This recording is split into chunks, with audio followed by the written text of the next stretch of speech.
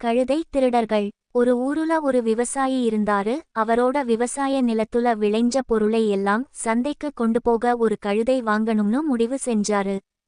அதனால சந்தைக்கு போயிட்டு ஒரு நல்ல கழுதைய வேலை கொடுத்து வாங்குனாரு.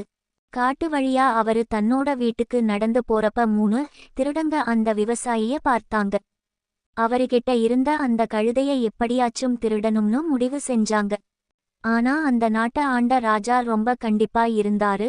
திருடர்கள் எல்லாருக்கும் ரொம்ப பெரிய தண்டனை கொடுத்தாரு. அத நினைச்சு 3 திருடர்களும் பயந்தாங்க. இருந்தாலும் திட்டம் போட்டு அந்த விவசாயிய ஏமாத்த நினைச்சாங்க. அப்பத்தான் கழுதை திருடு போனத ராஜா கிட்ட போய் அந்த விவசாயி சொல்ல மாட்டாரு. நமக்கும் எந்த பிரச்சனையும் இல்லைன்னு நினைச்சாங்க. வெயில் ரொம்ப இருந்ததால ஒரு மரத்தடியில் படுத்து ஓய்வெடுக்க ஆரம்பிச்சாரு. அப்ப ஒரு திருடன் அவர் கூடவே ஓய்வெடுக்குற மாதிரி நடிச்சான்.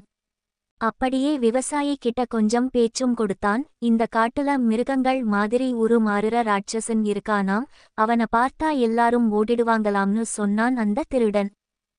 அத கேட்ட விவசாயி அத நம்பாம சிரிச்சிட்டு விட்டுட்டாரு. கொஞ்ச நேரத்துல தூங்க ஆரம்பிச்சாரு அந்த விவசாயி.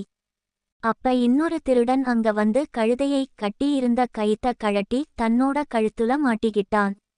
இன்னொரு திருடன் அந்த கழுதையை வேற பக்கம் இழுத்துக்கிட்டு போயிட்டான். கொஞ்ச நேரத்துக்கு அப்புறம் தூக்கத்துல இருந்த விவசாயி அந்த திருடனை பார்த்தாரு.